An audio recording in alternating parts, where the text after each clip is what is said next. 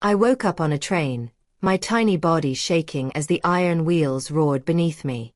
My eyes darted around, searching for the only face I knew in the whole wide world. My mother. But she was gone.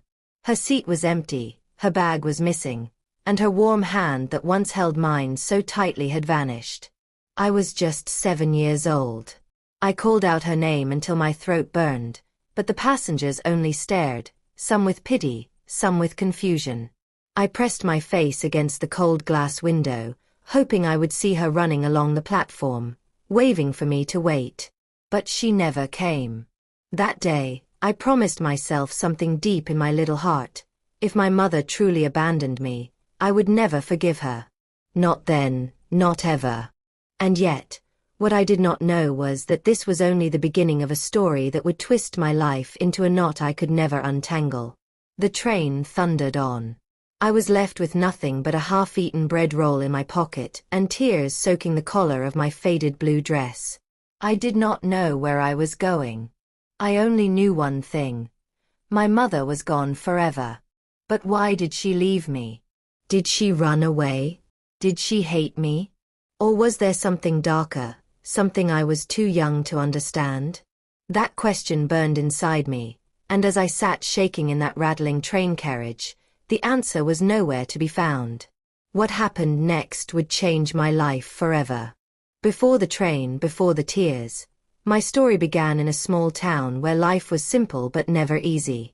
My mother, Margaret, was a thin woman with sharp eyes and a soft smile she gave only when she was not tired. She worked in a bakery, waking up when the stars were still bright in the sky and coming home long after the sun had gone to sleep. We lived in a wooden house with peeling paint and a roof that leaked when it rained. It was just the two of us. My father had disappeared long before I could even say his name. I never asked about him because whenever I tried, my mother's lips would press together, and her eyes would cloud with a storm I could not understand. Even though life was hard, I loved her. She was strict, yes. She shouted sometimes, yes. But she was mine. My mother. My world. And then came the day when that world was ripped apart. It was on a Saturday morning when she shook me awake. "Get dressed," she said quickly, her voice sharp like broken glass. I rubbed my eyes. "Where are we going?" I asked. She didn't answer. She just packed a small bag with a loaf of bread, some clothes, and a bottle of water. We walked to the train station. The air smelled of coal and oil, and men in uniforms shouted orders. I clutched her hand tightly. Something felt strange about her that morning. She didn't look at me. She didn't smile. Her jaw was stiff, her eyes distant. We boarded the train. The seats were hard, the windows smudged, and the air thick with the scent of travelers carrying chickens, baskets of food, and bundles of clothes. I sat beside her, my legs swinging. She held my hand, but it felt loose, almost as if she was already slipping away. The train whistled, the ground shook, and slowly, the world I knew was left behind. I must have fallen asleep, my head resting on her lap. Her hand stroked my hair softly, the way she sometimes did when she was in a gentle mood. I thought everything was fine. I thought I was safe. But when my eyes opened again, her hand was gone, her lap was empty, and she was nowhere in sight. That was the moment I knew my life would never be the same again. I cried so loudly that a woman sitting across from me tried to comfort me.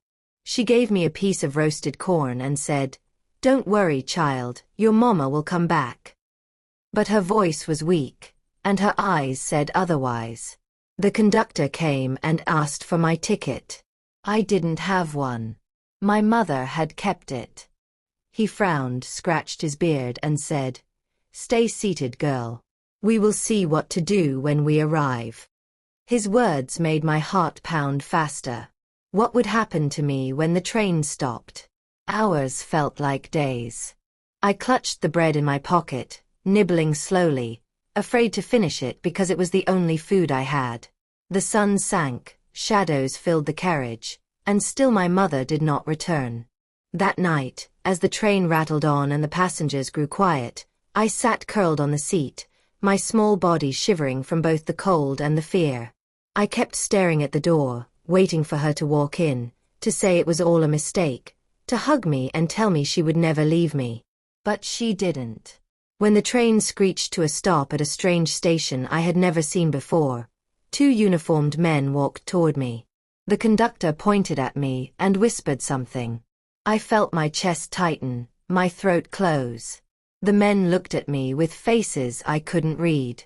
One of them reached out his hand. "Come with us, little girl," he said. And that was when the real terror began. "Come with us, little girl." The man's voice was firm but not unkind. His hand hovered in front of me, waiting. The other uniformed man stood behind him, his eyes sharp and watchful like a hawk. My heart beat so loudly in my chest that I thought everyone in the carriage could hear it. I pressed myself against the hard wooden seat, shaking my head. "I don't want to," I whispered, my voice breaking. "I'm waiting for my mama. She'll come back. She will." The man crouched down to meet my eyes. His breath smelled of tobacco, his beard rough and gray. "Child," he said slowly, "your mother is not here. The conductor told us you've been alone for hours. You cannot stay on this train. You must come with us." My lips trembled. My small hands clutched the edge of the seat until my knuckles hurt. Deep down, a horrible truth was starting to form in my mind. What if Mama wasn't coming back at all? But I refused to believe it. I wanted to scream at the men to leave me alone, to let me wait just a little longer. But then the train whistle blew again, loud and angry, and the wheels began to groan. The man didn't wait for me to decide. He grabbed my hand, firm but not cruel, and pulled me to my feet. "No!" I cried, kicking my legs, but I was too small, too weak. Passengers turned their heads, whispering. Some looked sorry. Others looked bored. Not one of them stood up to stop it. The men dragged me down the narrow aisle and out of the carriage. My legs stumbled against the steps, and then I was on the cold platform of a strange town, with strange lights flickering and strange voices filling the air. I looked around desperately, hoping, praying, that my mother would be there, running toward me, shouting my name. But all I saw were strangers rushing about, carrying bundles, shouting greetings, or hurrying to catch other trains. My mother was nowhere. The men guided me away, their hands heavy on my shoulders. I wanted to fight, to scream, but my throat felt like it had been tied shut with rope. My tears ran freely, blinding me, making the world blur. They took me to a small office near the station. The room smelled of ink and dust. A single light bulb hung from the ceiling, buzzing faintly.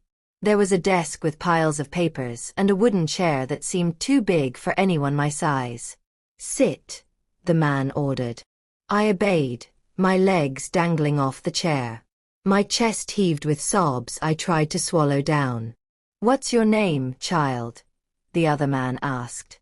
His voice was sharper. "Elizabeth," I whispered, staring at the floor. "Elizabeth what?"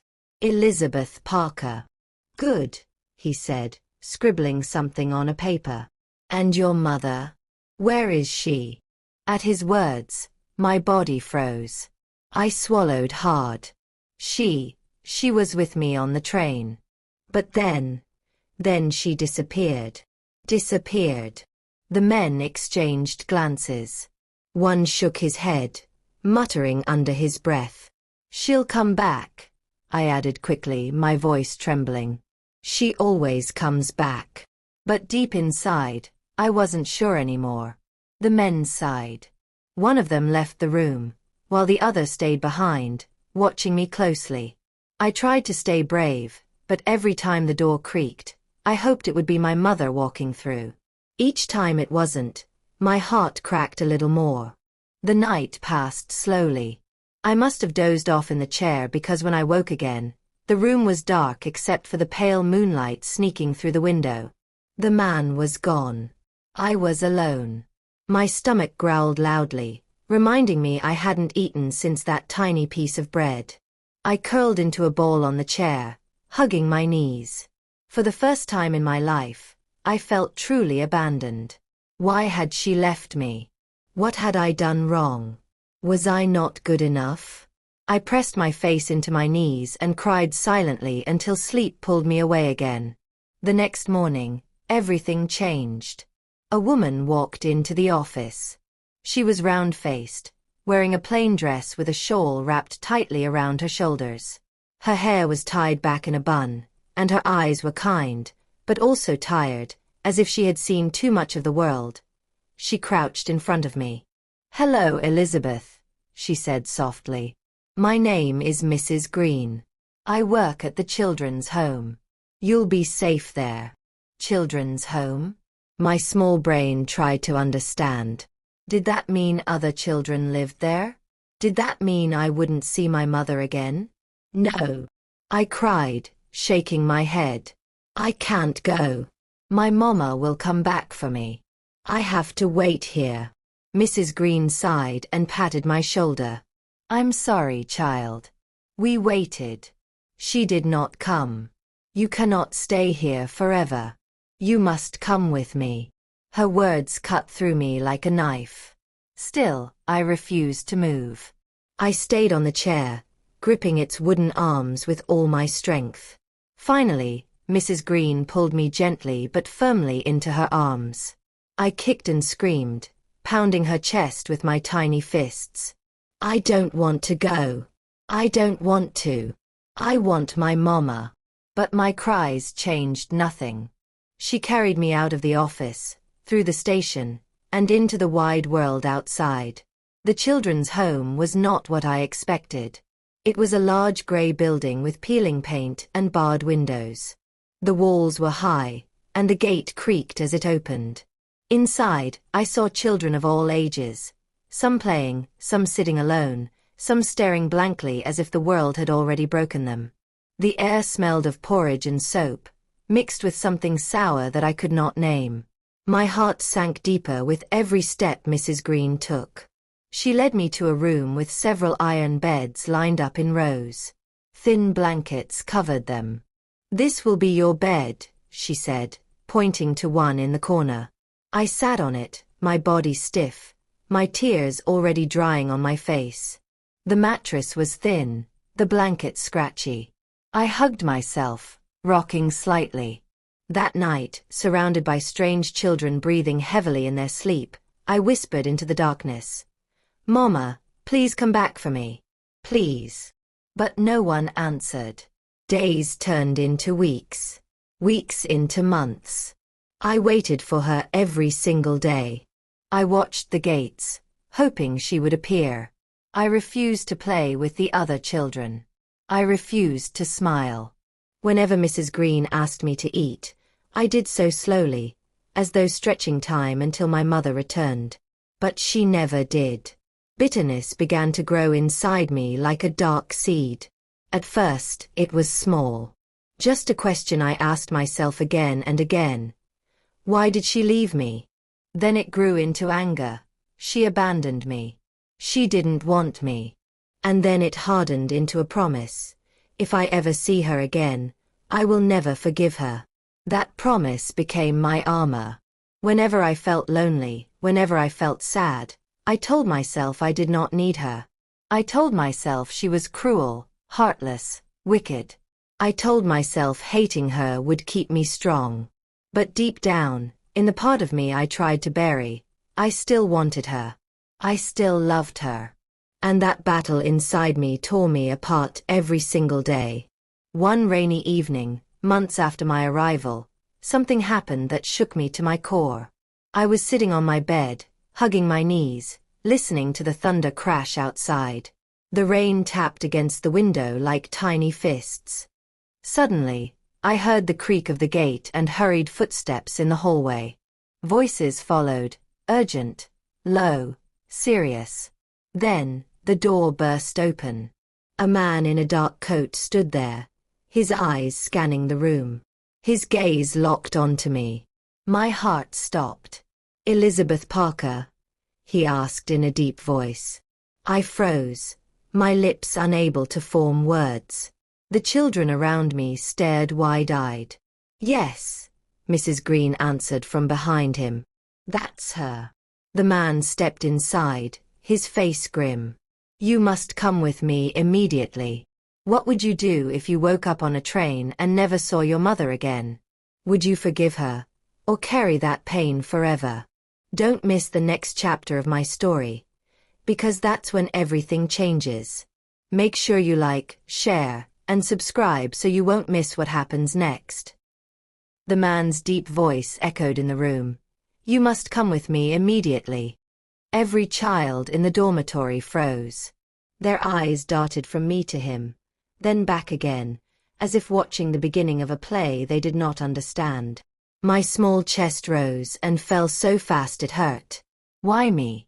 Why was this stranger calling my name? I gripped the thin blanket of my bed, trying to melt into it, but his eyes were locked on me like a hunter who had already found his prey. Who are you? I whispered, my voice so soft it was almost swallowed by the rain outside. The man didn't answer right away. He walked closer, each step heavy, each step final. His dark coat dripped water onto the floor, forming small puddles. His face was stern, his jaw tight. He stopped right in front of me, leaning down so that his shadow fell across my bed. Elizabeth Parker, he said again, his voice rough. Your mother sent me. The room tilted. My ears rang. For a second, I couldn't breathe. My mother. I stammered, my eyes widening. She sent you. Yes, he said firmly. Now get up. We don't have much time. The words rattled inside me like coins in a tin. My heart leapt at the thought that my mother had not truly abandoned me, that she had sent someone for me. But another part of me, the part that had grown bitter in the children's home, screamed, don't believe him. It's a trick. If she cared, she would have come herself. I shook my head furiously. No. You're lying.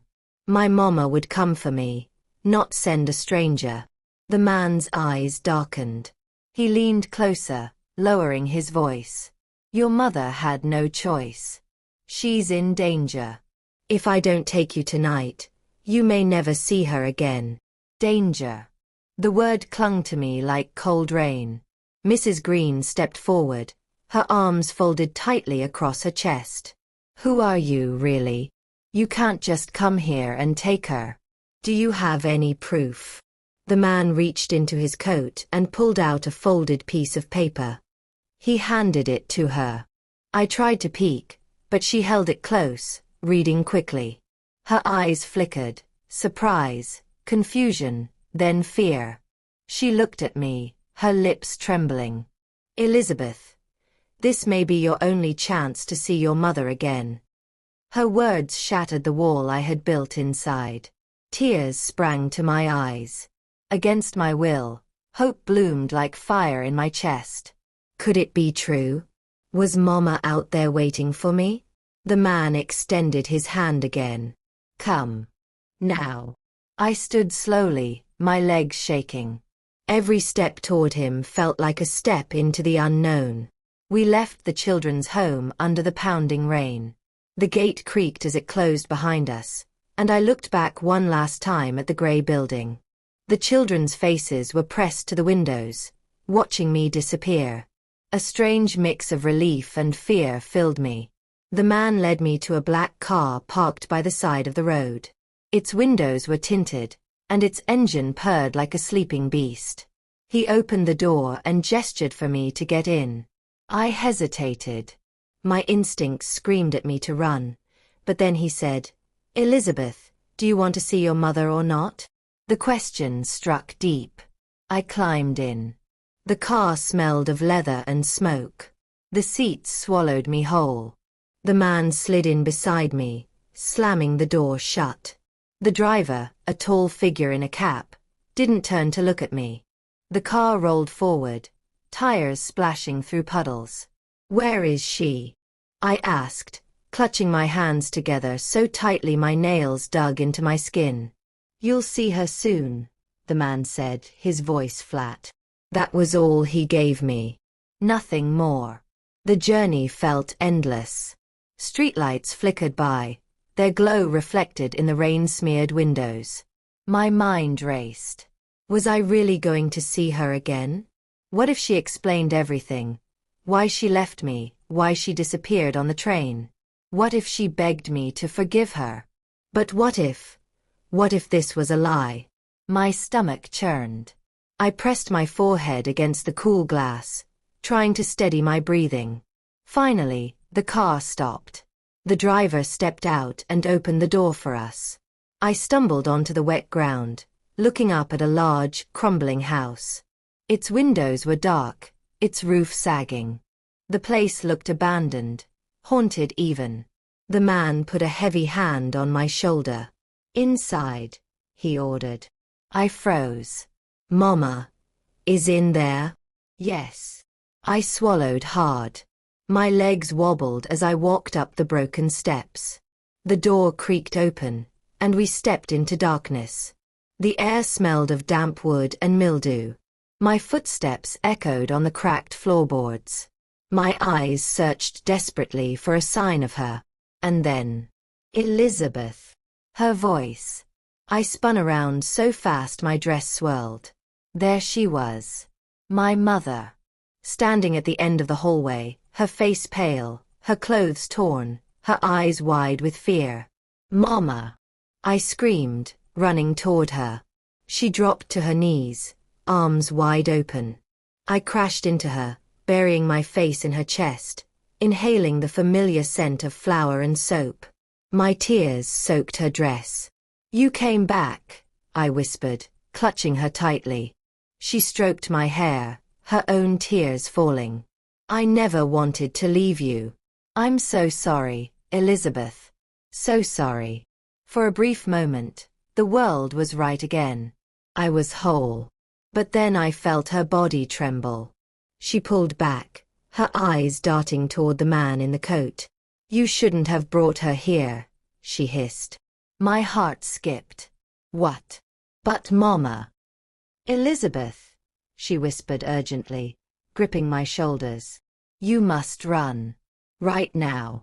Before I could move, the man's hand clamped down on my arm like iron. "She's not going anywhere," he growled. Panic exploded in my chest. I looked at my mother, her face twisted with desperation. "Please, let her go," she begged.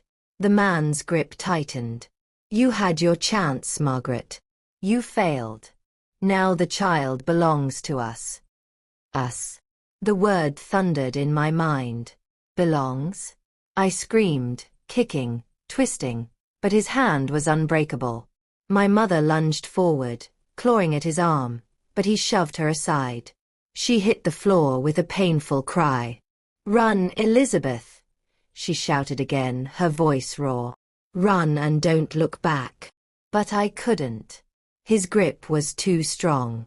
My tiny hands reached for her, my cries filling the hollow house.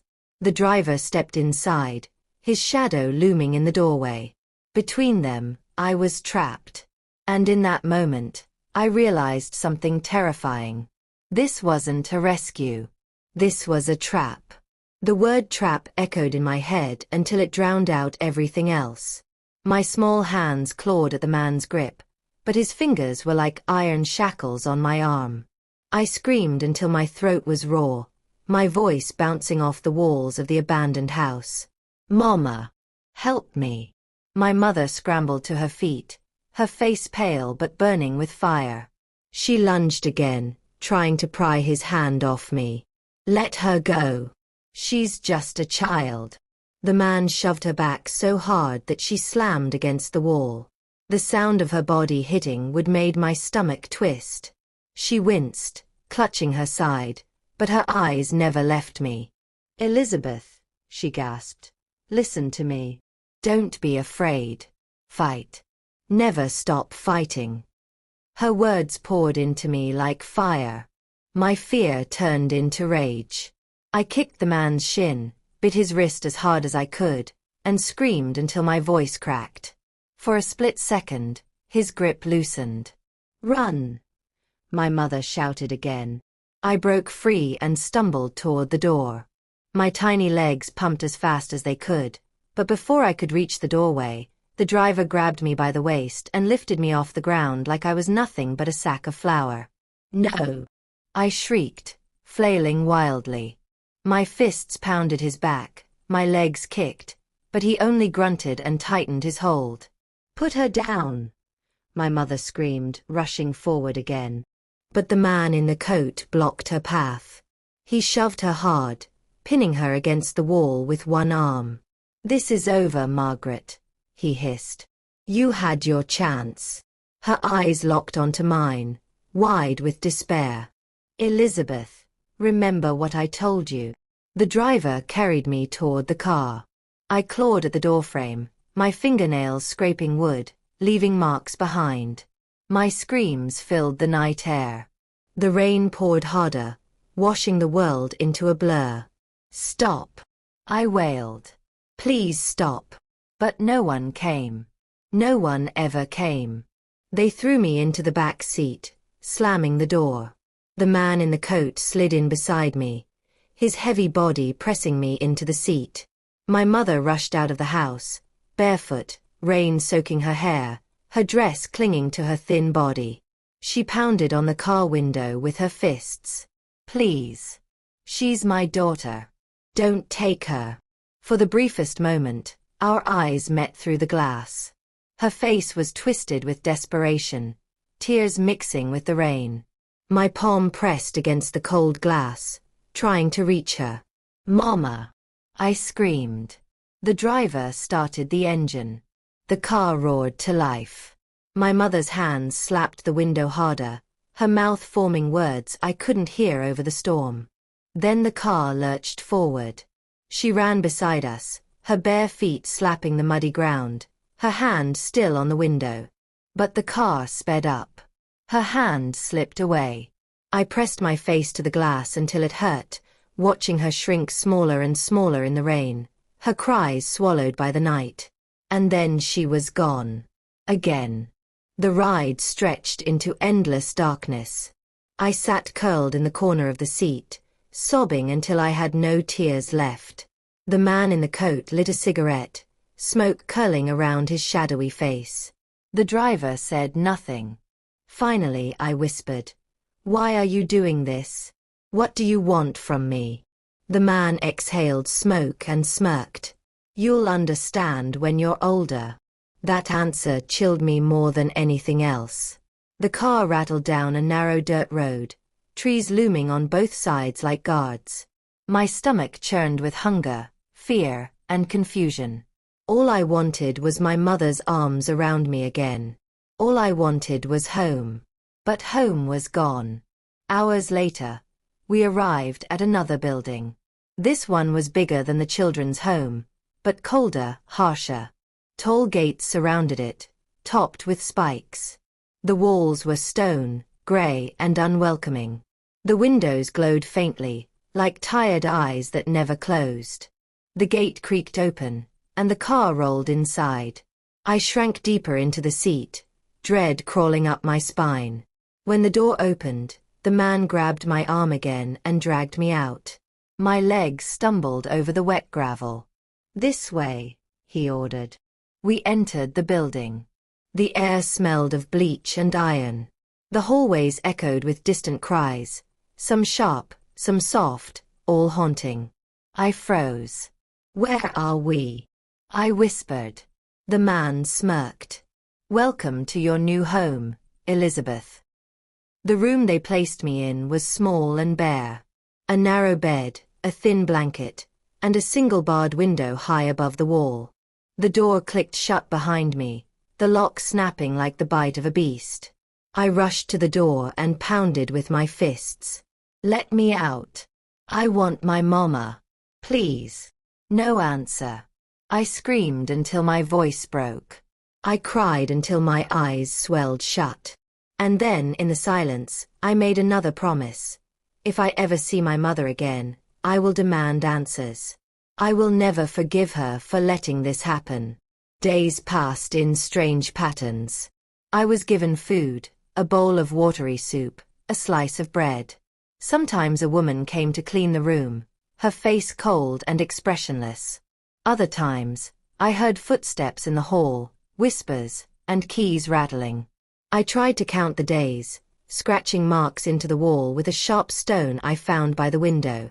But after a while, the days blurred together. The only thing that kept me alive was the memory of my mother's voice, her words echoing in my head. Don't be afraid. Fight. Never stop fighting. So I watched. I listened. I waited. One evening, as I lay on the bed staring at the ceiling, I heard voices outside my door. They weren't the usual guards or cleaners. These voices were urgent, angry. She wasn't supposed to see her, one said. It doesn't matter now. The mother is finished, another replied. My blood turned to ice. Finished. What did that mean? Were they going to hurt her? Had they already? I pressed my ear to the door, my heart pounding. We'll deal with the child soon, the first voice said. Child. That was me. Panic surged through me like fire. I stumbled back from the door, my body trembling. They were planning something terrible. I rushed to the window, standing on the bed to reach it. I pressed my fingers against the bars, pulling, shaking, but they were solid. My tears blurred my vision. Fight, I told myself. Never stop fighting. That night, I could hardly sleep. Every sound in the hallway made me flinch. Every creak of the floorboards made my heart race. I curled into a ball under the blanket, whispering prayers I barely remembered, begging for safety, begging for a miracle. And then, just when I thought I would finally drift into restless sleep, I heard it. A faint scratching at the door. I froze, holding my breath. The scratching grew louder. Then, a soft voice whispered, Elizabeth, are you awake? My blood ran cold. I crept closer, pressing my ear to the door. Who's there? I whispered back, my voice trembling. The voice paused. Then it said, I'm here to take you away. But you must trust me. The years after I was thrown out of the orphanage were a blur of hunger, wandering, and the kind of loneliness no child should ever know. I was 12 years old, with no shoes on my feet and only one torn dress to cover my body. I slept on the cold streets, under market stalls, and sometimes inside abandoned buses when the drivers were not watching. Every night I prayed my mother would suddenly appear and take me home, but every morning I woke to the cruel truth. She was gone, and I was alone. One night, while lying behind a bakery, I felt a sharp kick against my ribs. A man shouted, Thief! What are you doing here? I screamed and begged. Please, I'm not stealing, I'm just hungry. The smell of bread had lured me there. Instead of showing mercy, the man chased me with a stick until I ran so far my legs felt like fire. I collapsed near a drainage and cried until my throat went dry. But life had strange ways of showing kindness. A young girl named Mary, no older than me, found me crying. She offered me half of her roasted corn and said, If you stay with me, you won't die alone. Mary was also homeless. We became sisters not by blood, but by pain. For the first time in years, I felt less invisible. We shared food, shared secrets, and shared hope that maybe one day someone would love us. But hope is fragile. One afternoon, soldiers stormed the street looking for criminals. They grabbed anyone who looked suspicious. Mary and I were caught. They accused us of being thieves and dragged us to their truck. I screamed, We're only children. Please don't hurt us. But no one listened.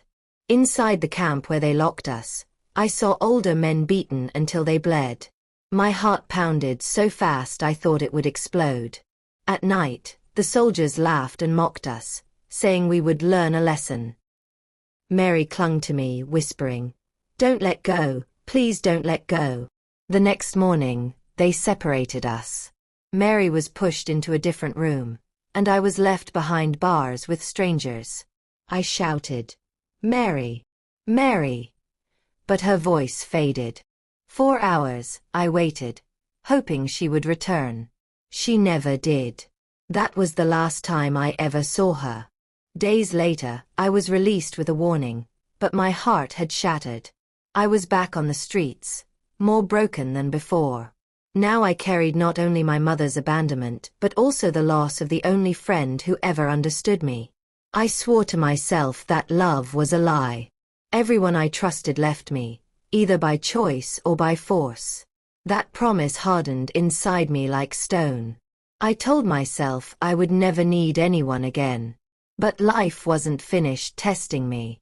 One night, as I searched for food in a trash bin near the train station, I heard a voice call my name. A soft, trembling voice I had not heard since I was 7 years old. I froze. My whole body shook. I slowly turned, and there she was. My mother standing a few feet away, holding a bag and staring at me with wide, guilty eyes. My knees weakened. My breath stopped. My childhood nightmare and my deepest longing stood right before me. But before I could speak, before I could even take a step, something terrifying happened that changed everything once again. The moment my eyes locked with hers, the world seemed to stop moving. My mother stood trembling, clutching the strap of her bag as though it was the only thing keeping her upright. Her hair was streaked with gray, her face looked thinner than I remembered, but there was no mistaking her. It was her, the woman who had left me on a train at age 7 and never returned. My throat burned with words I wanted to scream. My fists clenched with anger I had carried all my life. Yet my legs wouldn't move. I was frozen between running to her and running away. She whispered, almost too softly for me to hear, "Anna, my little Anna." I wanted to answer, but the sound that came out of me was more like a growl than a word. "Why?" I croaked. My voice shook. "Why did you leave me?" Her eyes flooded with tears. She stepped closer, reaching out her hand as if to touch me, but I stumbled backward, shaking my head. "Don't touch me. Don't you dare." The other people at the station began to stare, curious about the scene unfolding. "I didn't abandon you," she whispered. "You don't know the whole story. Don't lie." I screamed, so loud the air quivered. My chest heaved. "I waited for you. I cried for you every night. You left me there to rot. You made me hate myself. You." My voice broke into sobs I had kept buried for years. She fell to her knees right there on the station floor. "Anna, please, forgive me. I was running for my life. They were after me, and I thought leaving you on that train was the only way to save you. Please, believe me." Her words sliced through me like broken glass. My mind spun.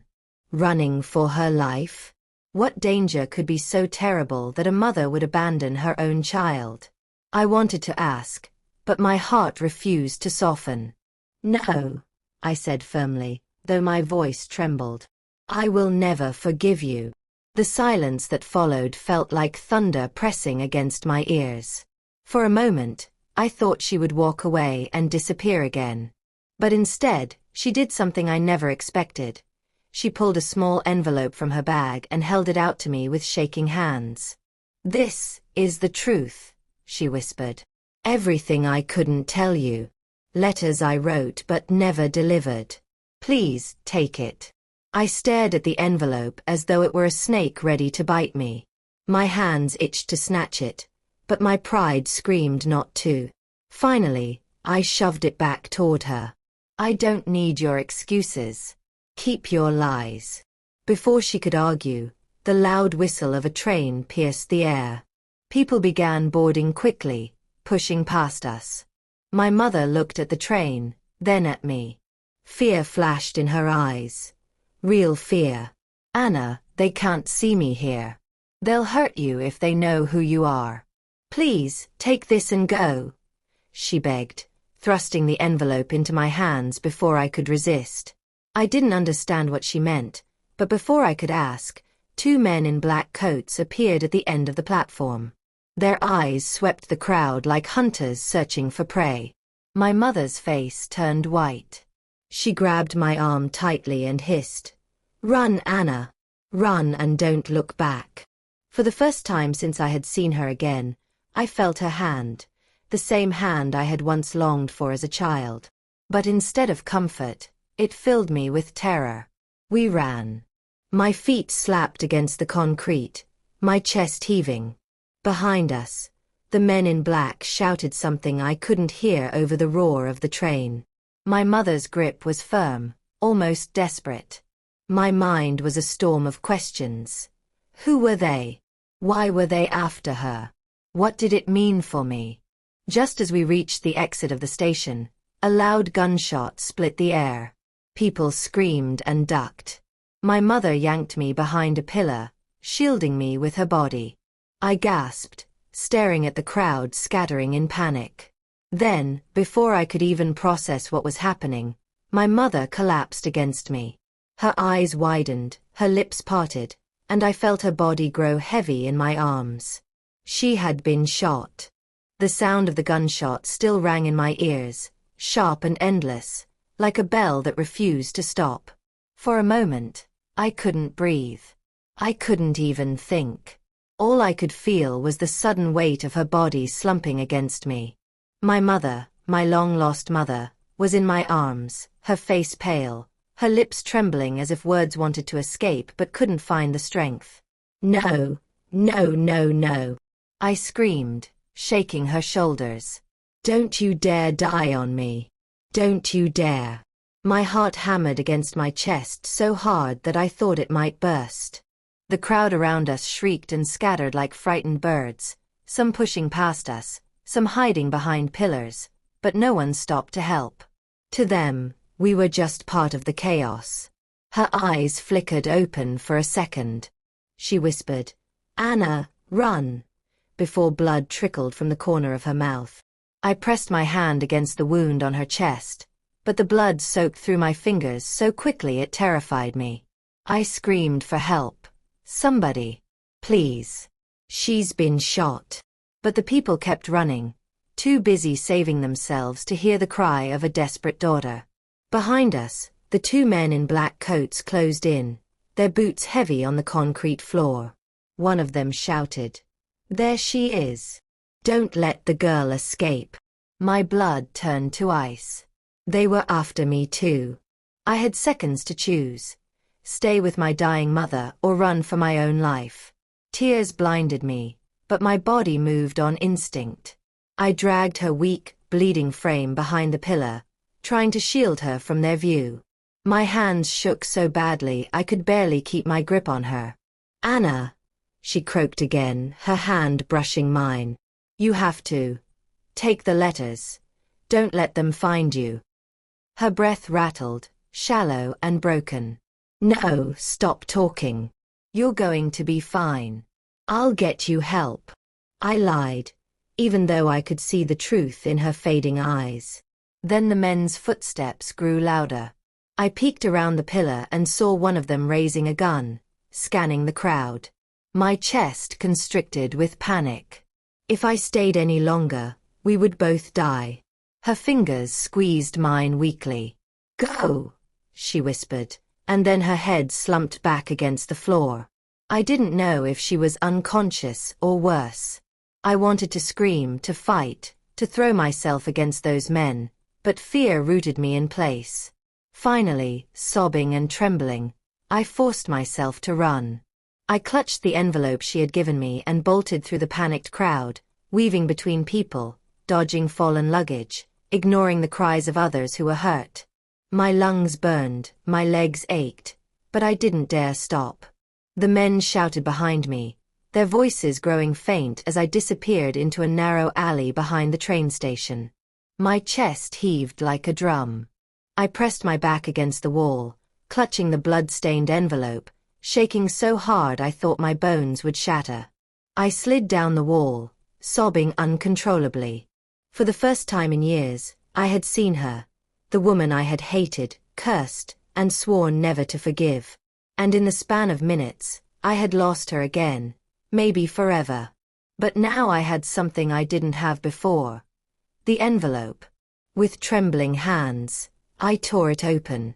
Inside were several folded letters, each stained with smudges, some even with tears. My eyes scanned the first page. My dearest Anna, if you are reading this, it means I failed to protect you the way I wanted. Please believe me when I say I never abandoned you. The day I left you on that train was the hardest decision of my life. Men were hunting me, dangerous men who wanted me dead because I had discovered their secrets. I couldn't let them find you. I thought leaving you would save you. The words blurred as tears filled my eyes. I wanted to scream. All those years of pain, all those nights of loneliness, all the hatred I had nurtured. And now this. Was it true? Had she left me to protect me? Or was it just another excuse to cover up her guilt? Before I could read further, footsteps echoed down the alley. My head shot up, my heart nearly stopping. The men in black had found me. I shoved the letters back into the envelope, clutched it tightly against my chest, and scrambled to my feet. The alley was narrow, but at the far end, I saw a rusted fence. My only chance. I ran as fast as my legs could carry me, the men shouting behind me. Their boots thundered against the pavement, closing in. I reached the fence, climbed desperately, scraping my hands and knees on the jagged metal. Pain tore through my skin, but I didn't stop. Just as I swung my leg over the top, a gunshot cracked the air. The bullet whizzed past my ear, so close that I felt the hot wind of it. I dropped down on the other side, landing hard on my ankle. Pain shot up my leg, but I pushed myself up and limped into the darkness. I didn't stop running until I reached an abandoned warehouse. I ducked inside, collapsing onto the dusty floor, my chest rising and falling like a broken machine. My ankle throbbed, my hands bled, and my face was streaked with tears and dirt. Clutching the envelope to my chest, I whispered into the darkness.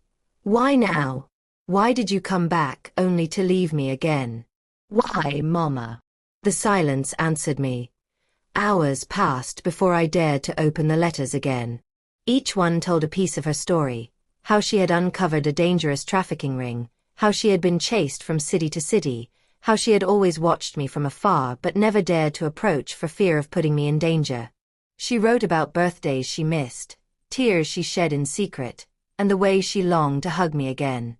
Every word cut me open. Was she a hero or a coward? A victim or a liar? I didn't know. All I knew was that the men who had shot her were still hunting me, and now I was tangled in whatever dark secrets she had left behind. My eyelids grew heavy, exhaustion pulling me under. I thought sleep would finally bring peace, but I was wrong. Because just as I drifted off, I heard a creak. Footsteps. Slow, deliberate, inside the warehouse. Someone was here. And they were not friendly. This story is just getting more intense, but before we dive into the next chapter, I'd love to know, where in the world are you watching from? Drop your country or city in the comments below. Let's see how far this story has traveled. The sound of the footsteps was soft, almost careful, but in the silence of the warehouse, they felt as loud as thunder. My heart froze. I held my breath, pressing the blood-stained envelope tighter against my chest as though it could shield me. Dust floated in the air, glowing faintly in the moonlight that slipped through cracks in the roof. I crawled behind a stack of wooden crates, wincing as my ankle throbbed with pain. Each step closer made my chest constrict tighter. Whoever it was, they had followed me here. They had found me. Anna. A voice whispered. A deep voice, rough around the edges. My blood turned to ice. How did they know my name? I pressed my hand against my mouth to keep from gasping. Maybe I was imagining it. Maybe exhaustion and fear were playing tricks on my mind. But then the voice came again, clearer this time. Anna, come out. We don't want to hurt you. The lie was so sweet it was sour. My mother's blood was still on my hands. I knew what they wanted. The footsteps stopped just a few feet away from the crates. My fingers dug into the wooden floor, trembling so hard I thought the sound of my heartbeat alone would give me away. Then, suddenly, the crates shifted. A hand grabbed the edge and pulled them aside with terrifying strength. I screamed, scrambling backward, clutching the envelope to my chest. A tall man in a black coat loomed over me, his face half hidden in shadow. His eyes glinted with the same cold cruelty I had seen at the train station. There you are, he said calmly, almost too calmly. I tried to get to my feet, but my ankle gave way and I fell hard on my knees. Pain shot up my leg, and tears burned in my eyes. I forced myself to stand anyway, wobbling like a broken doll. Stay away from me, I shouted, my voice breaking. He smiled faintly. We're not here to kill you, girl. Not if you cooperate. Give us the letters. I clutched the envelope tighter, shaking my head violently. No. They're mine. The man's smile vanished, replaced by a sneer. He reached for me, and I swung the only weapon I had, a broken piece of wood lying near the crates. I struck his arm with all my strength. He cursed, stumbling back slightly, but it wasn't enough to stop him. Another man appeared at the doorway, his footsteps echoing like a second death bell. They were two now. Two against me. Get her, the second one barked. Adrenaline surged through me like fire. I bolted toward the far corner of the warehouse, my ankle screaming in protest. My breath came in sharp, ragged gasps. I spotted a rusted ladder leading to the roof. Without thinking, I grabbed the rungs and hauled myself upward, pain tearing through my body. Don't let her escape. Their shouts thundered below me as I climbed. My arms shook, my fingers slipped on the rusty metal, but somehow I kept going. The higher I climbed, the more the ladder rattled as though it would collapse any second. My body begged me to stop, but my mind screamed, don't you dare give up now. At the top, I pushed open the trapdoor and crawled onto the roof. The night air hit my face, cold and sharp.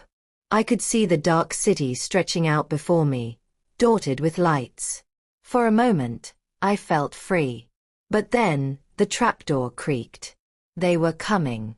I ran across the roof, limping and stumbling, until I reached the edge. My heart dropped. Below me was a steep fall into the alley, littered with trash cans and broken bottles. Jumping could kill me. Staying meant capture. My mind spun like a wheel. Then I heard the man's voice behind me. You have nowhere to go, Anna. Give us the letters, and maybe we'll let you live. I turned slowly, clutching the envelope to my chest.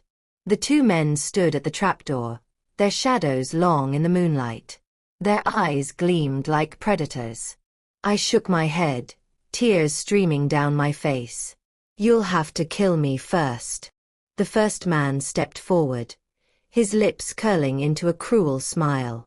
That can be arranged. I backed up to the very edge of the roof, my heels slipping on the gravel. My chest rose and fell rapidly.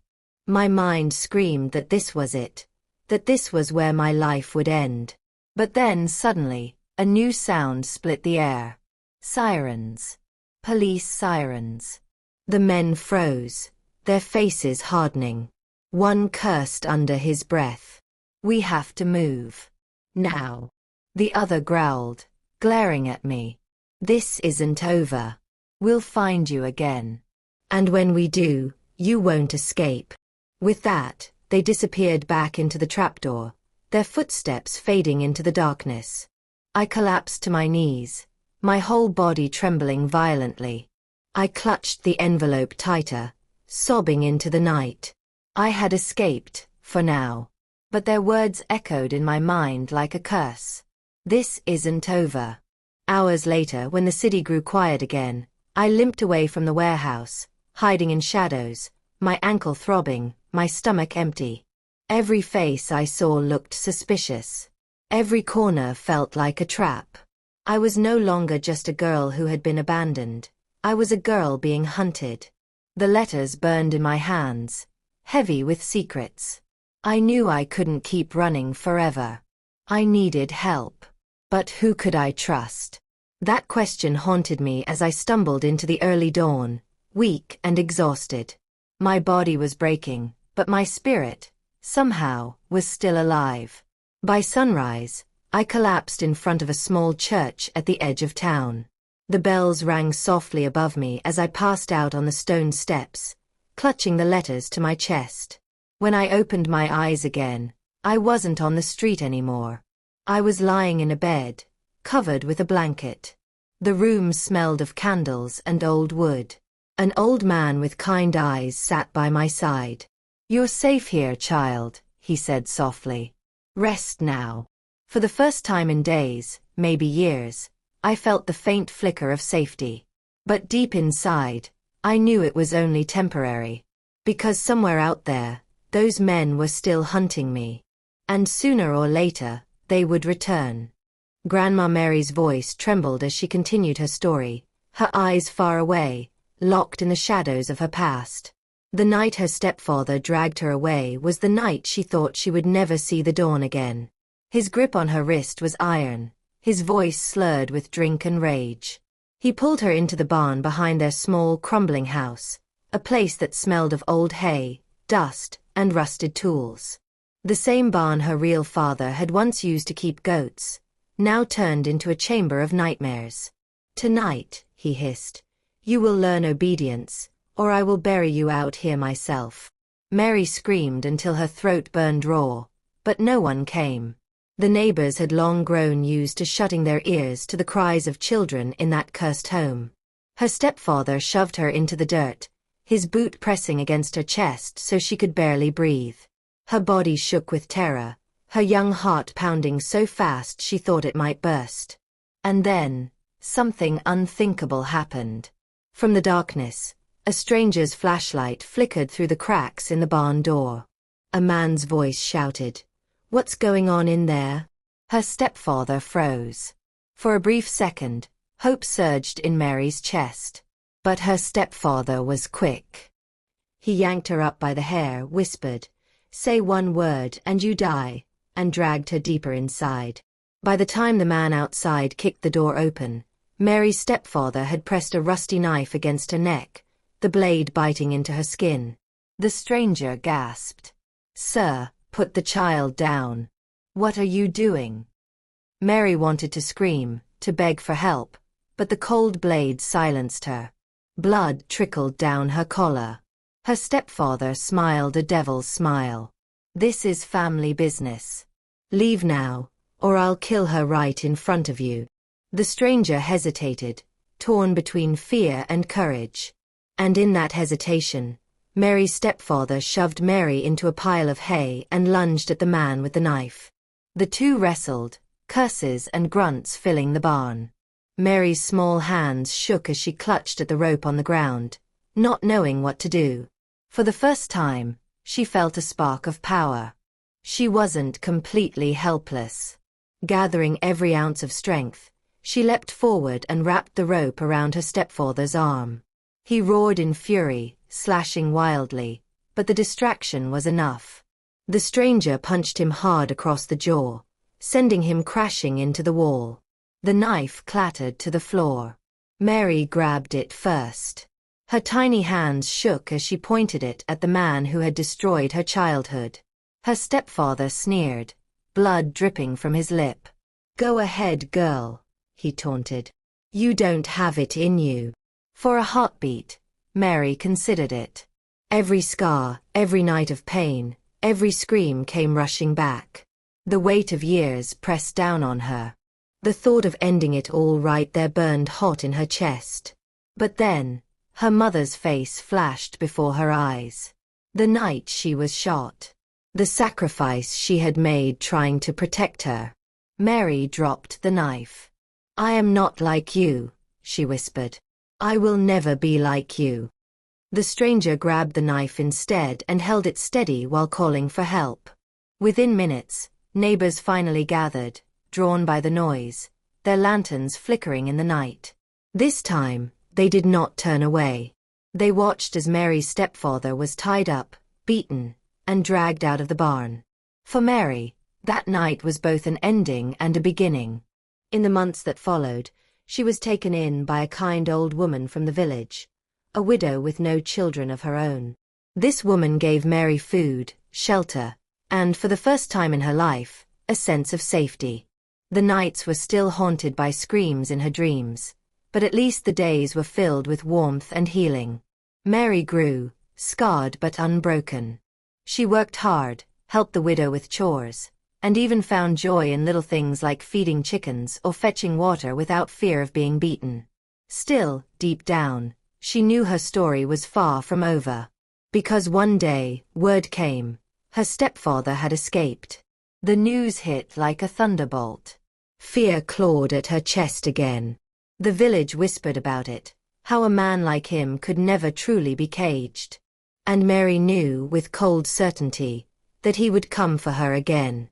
That night, she could not sleep. She sat by the small oil lamp, staring into the flame. Her fists clenched. She remembered the rope, the knife, the choice she made. She realized she had grown stronger. She was no longer the helpless girl of the barn. If he comes again, she told herself, I will be ready. And that was where Grandma Mary ended her story, her voice soft, but her eyes blazing with the fire of survival. She looked around at the children gathered at her feet, their mouths open, eyes wide, some with tears glistening. My dears, she said gently, life will throw you into the darkest places. People may try to break you, to chain you, to silence you. But always remember, you are stronger than they know. Do not let the darkness turn you into what they are. Stand, survive, and one day you will tell your own story too. The room was silent, heavy with the weight of her words. Then, slowly, the children clapped. Not the playful clap of games, but the deep, respectful applause of souls who had just learned the power of endurance. Grandma Mary smiled. For the first time in a long time, it felt like the chains of her past had loosened. She had not only survived, she had passed on the light. Thank you for staying with Grandma Mary's story till the very end. Her pain, her strength, and her survival remind us of the resilience hidden in every soul. Now I want to hear from you. Where in the world are you watching from? Drop your city or country in the comments, and let's see how far Grandma Mary's story has traveled. Don't forget to like, share, and subscribe so you don't miss the next powerful story.